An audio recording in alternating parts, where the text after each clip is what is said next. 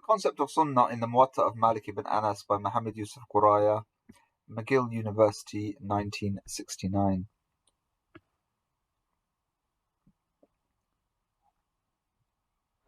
The term, the practice according to us, Sunnah indana, or al-amr indana, may mean the practice or opinion according to the circle of Malik, or according to Malik himself. This term certainly does not mean what is meant by the term the practice of the people of Medina, or the practice or opinion of the scholars of Medina. The terms al-amr indana or sunnah indana are limited in scope, whereas the former terms are general. For example, Malik on a given issue says, the practice according to us is the same on which I found agreement among the scholars of our city. Here Malik has distinguished between the practice according to us and the practice according to the scholars of Medina. This shows us that there was a circle of scholars or a circle of Malik's pupils in Medina headed by Malik himself, where Malik's opinion dominated, and that circle was clearly distinguished from other scholars of Medina. When both the groups or all the groups or all the groups of scholars in Medina agreed with one another, or when the opinions of Malik's group was in harmony with the opinion of the other groups, Malik used the term the practice according to us on which I found the scholars of our city in agreement. السنة عندنا الذي أدركت عليه أهل العلم ببلادنا.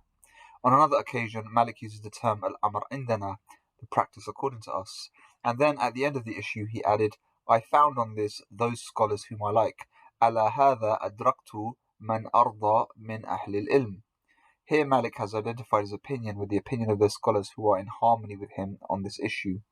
Sometimes the term sunnah indana is qualified with a clause, التي لا اختلاف فيها, the practice according to which there is no disagreement. It seems from the context of the terms that both of the qualifying clauses are synonymous in the sense that they are both used by Malik when he wants to support his contention by referring to some authorities in Medina. Nevertheless, neither of the two means that it represents the consensus of the people or scholars of Medina at large. From these examples we can understand that the terms al-amr indana or sunnah indana means the opinion or practice according to Malik, as the qualifying clauses have shown that the scholars or people of Medina were not first included in the terms but were suffixed or affixed later on. A clear example of this is the issue dealing with the number of prostrations in the Qur'an.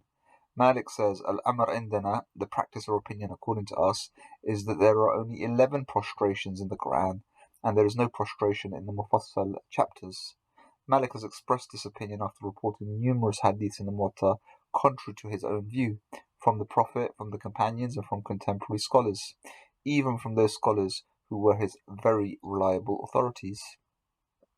This means that the term Al-Amr indana was his personal opinion, even when he opposed all authorities of Medina and held a solitary doctrine. He used the term Al-Amr indana.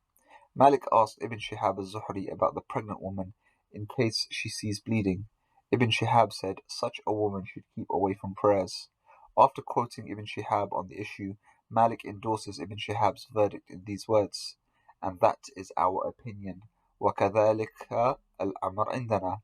Here al-amr indana is distinguished from the verdict of one of the leading authorities of Malik, and therefore it is his personal opinion. It is obvious that indana here does not include Ibn Shihab, as is testified by the expression kadhalika.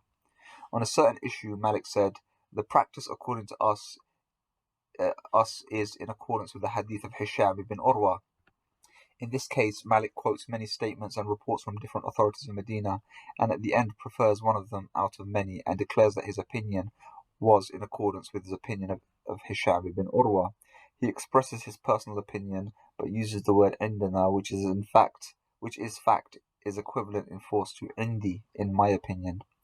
Malik has reported numerous decisions, judgments, and opinions of some of the previous caliphs, governors, and judges in Medina, and has used this material as an argument to support his particular view. It is possible that the entire body of material created by these agencies is an essential part of the actual practice of Medina prevalent at the time of Malik. Nevertheless, despite its importance, the material as a whole, or any of the decisions, opinions, or verdicts attributed to these authorities have not been treated as sunnah in the Muwatta. Rather, the entire material is treated as an argument to provide evidence to support Malik's particular point of view. It is interesting to note that not only have the decisions, opinions, and statements of these authorities not been called sunnah, but such materials reported even from the companions have been treated in the same way and are not called sunnah. Even Abu Bakr and Umar are also treated in this manner. On this very point, Ibn Hazm criticizes Malik and accuses him of not unfailingly following the practices of Abu Bakr or Umar. Ibn Hazm says that Malik reported only 10 decisions of Abu Bakr in the Muwatta and actually opposed 8 of them. The most striking point in this regard is the following statement of Malik on a certain issue. Nothing has been reported from the Prophet, nor has any sunnah been established regarding it. In this case, sunnah is clearly distinguished from anything coming verbally from the Prophet. This explicitly shows that the term sunnah in the Muwatta usually means the actual practice prevalent in Medina, and the decisions, statements, and opinions of all the previous authorities do not necessarily constitute sunnah. Rather, they are arguments to establish its validity. But Malik exercised his discretion in using them as arguments. The term sunnah of the Prophet has been mentioned in the Muwatta 3 times. First, it occurs at a place when Abu Bakr tells a certain grandmother that he did not know the sunnah of the Prophet of God in regard to a certain matter. Secondly, it appears when Malik reports from the Prophet, I am leaving among you 2 things, you will not deviate so long as you cling to them, viz., namely, the Book of God and the Sunnah of the Prophet. Thirdly, it occurs when Abdullah ibn Umar, sending his oath of allegiance to Abdul Malik ibn Marwan, wrote to him, I assure you about the hearing and obedience which is based on the Sunnah of Allah and the Sunnah of His Prophet. All the 3 usages of the term show that their mention in the Muwatta is for the sake of information and report. Further, in the same report where Abu Bakr is related to have said that he did not know the Sunnah of the Prophet in a certain regard, it is stated that when the case was presented to Umar, he did not even mention the term Sunnah of the Prophet. Rather, he said, no decision in that regard has been so far given. Thus, he did not use Abu Bakr's term. He knew no Sunnah of the Prophet in that regard. The second occurrence of the term the Sunnah of the Prophet is only a report which, even as a report, falls short of historical standards. It is reported that only Malik himself direct from the Prophet, and he has mentioned no authority except himself. The third occurrence is again a sort of report conveying what Abdullah ibn Umar sent to Abdul Malik ibn Marwan. Stay tuned.